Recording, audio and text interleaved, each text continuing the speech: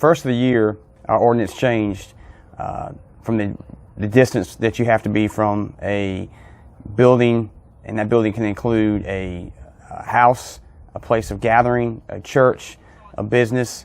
Also includes domestic livestock that's not your own.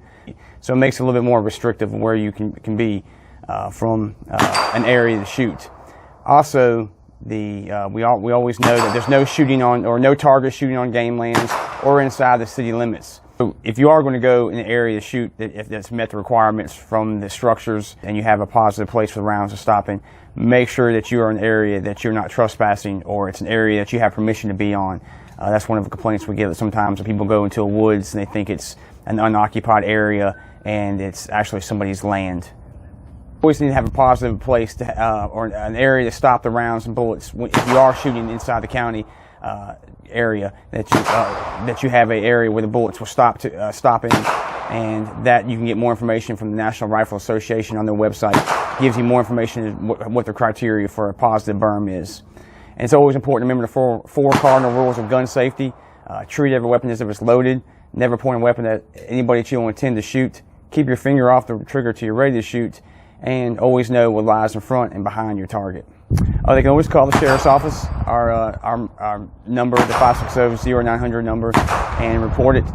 Again, the deputy will come out there and investigate to see if they're following the ordinance. A lot of times, by the time we get there, the shots have stopped, or sometimes if it's in the woods, it's maybe hard to locate.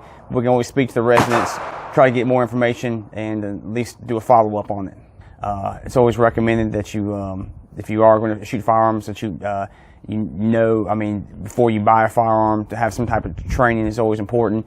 And you can usually get that from the place that you buy. There's classes that you can take, but it's always important, again, to always treat our weapons as if they are loaded, and just treat them with respect, and have a safe area to practice and train in. Hi everyone, I'm Dr. Mandy Cohen, Secretary of the North Carolina Department of Health and Human Services. As we begin to venture out again, help protect your family and neighbors from COVID-19 by practicing your 3 W's. Wear a cloth face covering, wait 6 feet apart, wash your hands often, or use hand sanitizer. Wear, wait, wash. We're all in this together. Stay strong, North Carolina. As the nation's doctor, I often get asked, what should I do if I think I might have coronavirus? People who are sick should stay home. You don't go to an emergency room, you don't go to a clinic. You get on the phone and you ask for advice and instructions from your physician. We don't want you to go into the ER or the doctor's office without talking to them first, because you might spread coronavirus to someone else. Please visit coronavirus.gov for more information.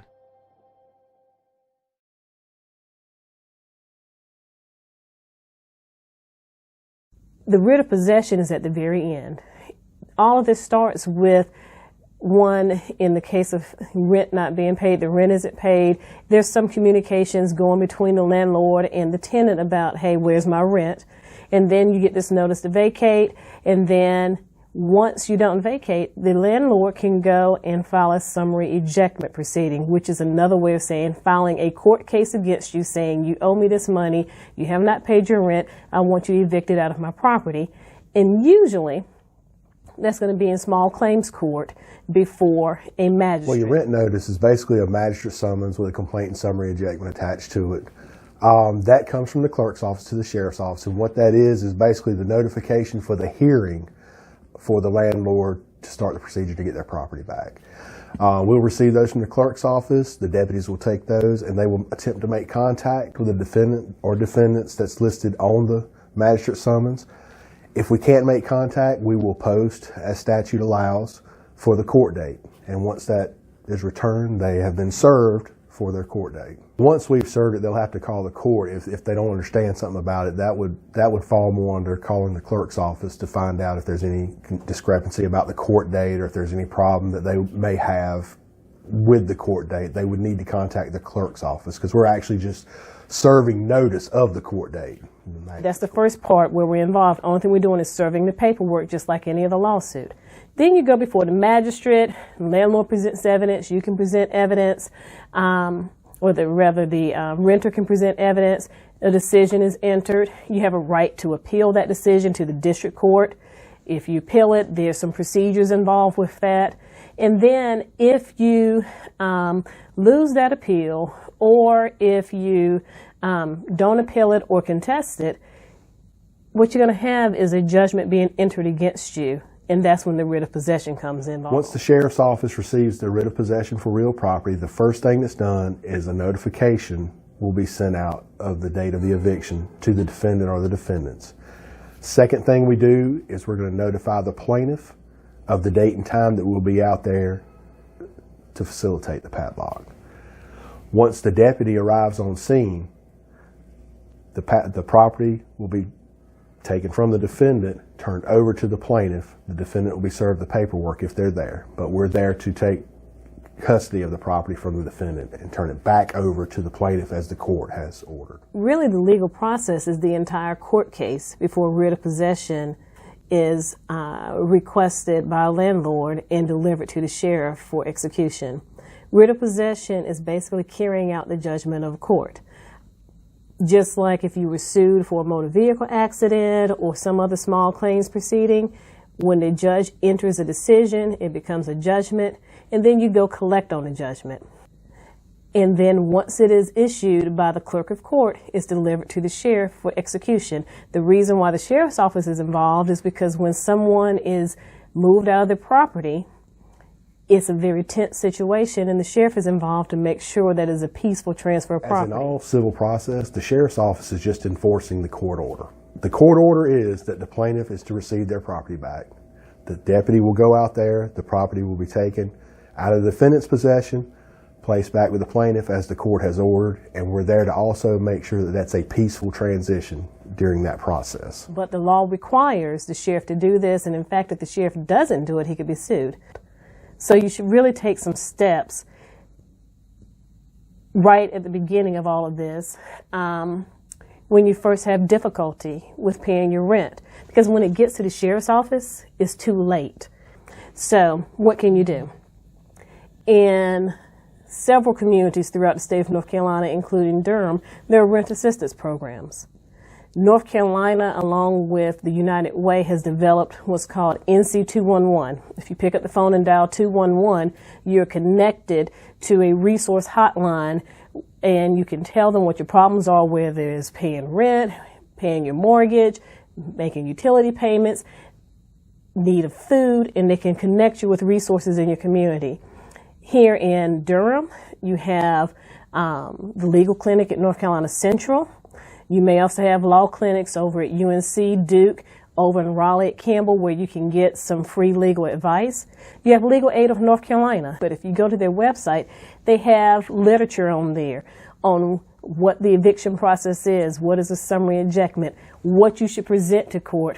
Can you get out of it? Can you pay your rent? Can you settle this? What to do if you want to get into a settlement. Here at the Sheriff's Office, we know about the process, but we can't give you legal advice. State government is well aware of the effects of the COVID-19 pandemic on individuals, and so there's some relief efforts being made. And so really what I'm saying is that the solution to a lot of this is before you get to the writ of possession. There are community organizations out there that will help you with rent assistance. The General Assembly, which is our state legislature, is looking at some solutions. Our local officials may be looking at some solutions. Churches may be available.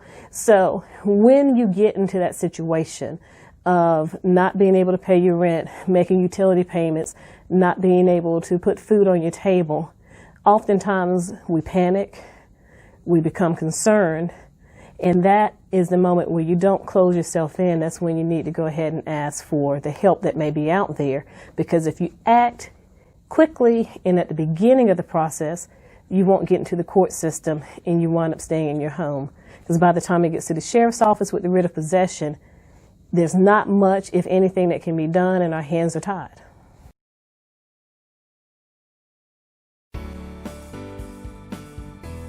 Of course, you're seeing a lot of jury frauds, or you have warrants outstanding, you didn't show up for court. We will never ask for money. We'll never call you, ask for money. The government, whether it be us, the federal government, any state entity, we will not ask you to buy Green Dot cards or any other gift cards to pay off anything. We have no use for those types of things. Always say, you know what, let me call the agency. Google up the agency's number and call them and ask them, hey, is this a true deputy? I got a call from such and such.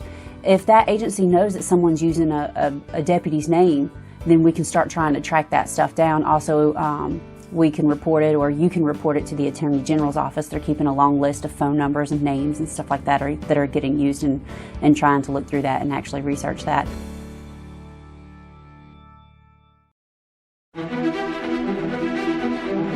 Durham County Sheriff's Office, where's your emergency? Okay, we'll get deputies on the way.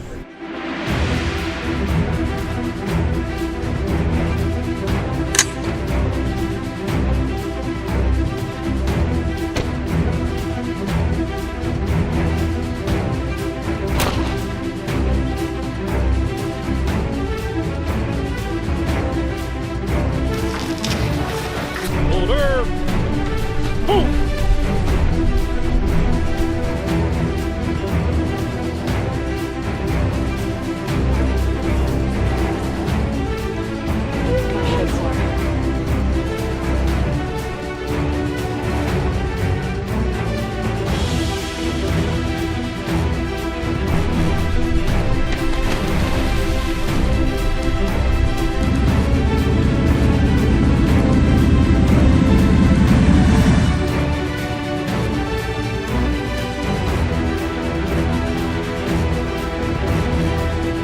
How y'all doing this morning? Y'all come on through.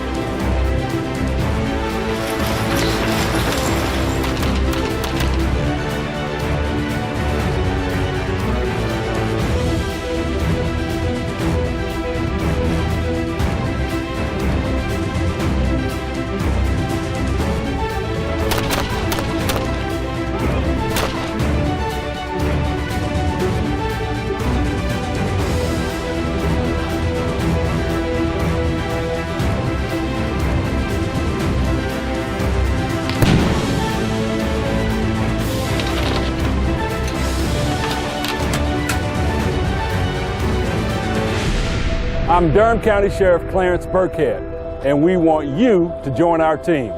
Honor, duty, service. If you have what it takes, our recruiting starts now.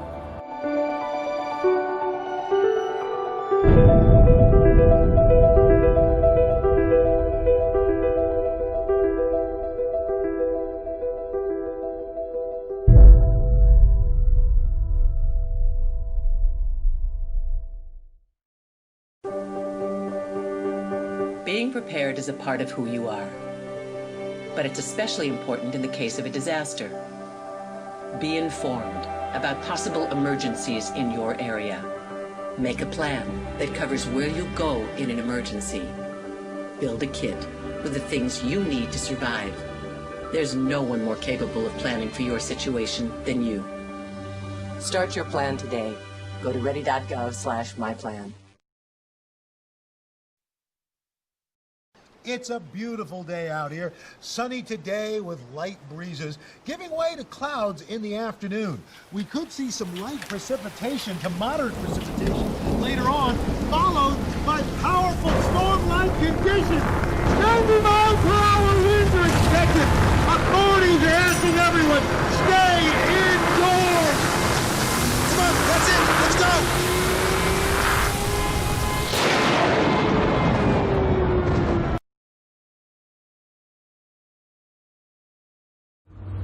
To keep things from being stolen from your vehicle, don't leave them in your vehicle. Simple, easy preventive measures. Don't leave your items overnight, during the day, 5-10 minutes. Take them in the house, take them in the building, into your office. Just make sure they're secure somewhere else besides your vehicle. If you have to leave something in your car, secure it in your trunk. It's less likely to be seen through a window. If you can't secure it in your trunk, most people have a lock-in glove box. Put it inside of your glove box that locks, or your center console. Not all of them locked, but at least it's not out in the open, visible, where anyone can walk by and see it. They're looking for easy grabs, book bags, purses, For some reason, people leave laptops, MP3s.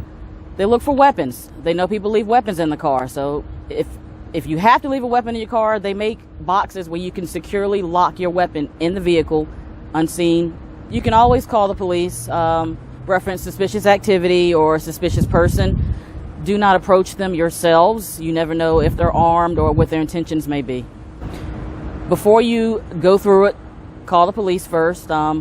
Hopefully they're able to get fingerprints off of it, but call the police before you go through your vehicle. If it appears that they've gotten in, 9 times out of 10, they probably did get in and just didn't see anything worth taking. A lot of heavy equipment, especially for construction, is kind of hard to take in and out. If you can secure it down, get lock boxes. A lot of trucks offer toolboxes, lock boxes. If it's big items, get chains. Find ways to secure it down with chains. If you can and you're not able to, one of the best things you can do is make sure that you have these serial numbers so that if they do get stolen, they can be located if they're pawned or stolen or sold to someone else. Put it up, put it away, keep it out of the public's eye.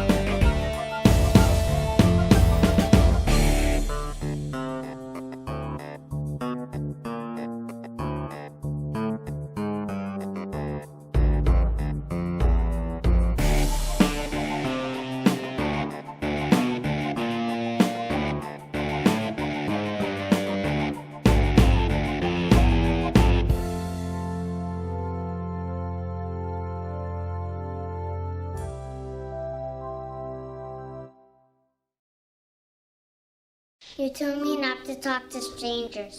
You told me not to cross the street without looking both ways. You told me not to touch the stove. You told me not to do drugs. You told me not to drink and drive. You gave me so many messages about how to stay safe. Why didn't you keep me safe by properly storing your gun?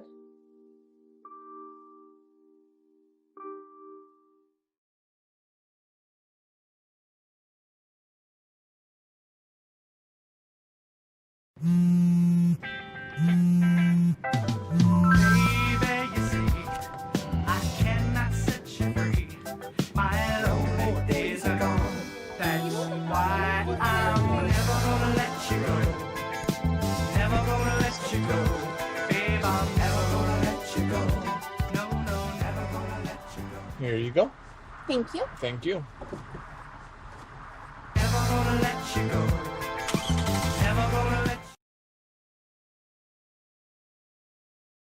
So we've had a lot of uptick on the Publishers Clearinghouse, especially with our older community, getting these calls saying, hey, listen, we've got your Publishers Clearinghouse prize. We just need you to send in money. So people are taking money, you know, some of them which are on restricted budgets, and they're sending these checks, and whether it be cashier's checks or some sort of certified check to out of state, wherever, and they're hoping that they're getting these prizes.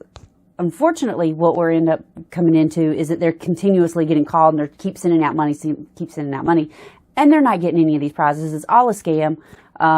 Most people can look up your information online and they can start figuring out, hey, this person is a little older. Let's try this and see if we can scam them. So we're seeing a lot of that. Also, eBay, buying vehicles on eBay. Be wary if somebody says, hey, listen, you'll have to pay for this with eBay gift cards, or you'll have to go get cards, some sort of gift card to pay for it, and then you'll have another payment to make for the actual shipping. And then the email addresses that they're using have eBay and then add some sort of service or shipping kind of back end of it. So you might want to be cautious of that. That's not how eBay operates. You'll actually pay through eBay, and eBay is the one that secures it.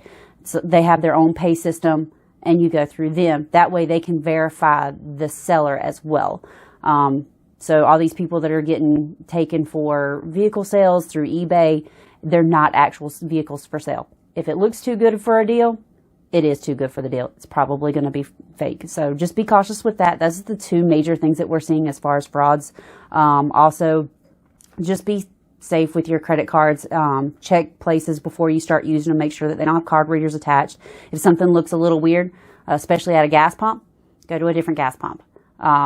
We found a couple of those running around here in Durham as well. So just be cautious as to what you do in your surroundings. And if you have any questions, please just give us a call at the sheriff's office. Thanks so much. Jordan knows he shouldn't eat this entire bowl of nachos, but tonight he's earned that right. Because a few hours ago in the middle of happy hour, he recognized a sign. Not from the gods or a bolt of lightning, but from a double heart, a kissy face, and a fourth ha in ha ha ha. That's when Jordan knew he was buzzed. So when it was time to go, he got a ride home instead of driving.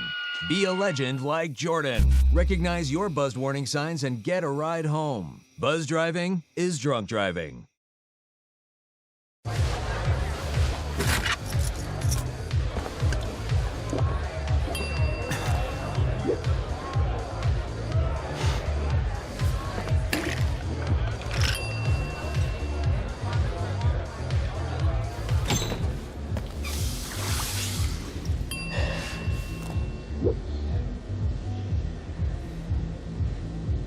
If you need to do something to feel okay to drive, you're not okay to drive. Don't drive buzzed.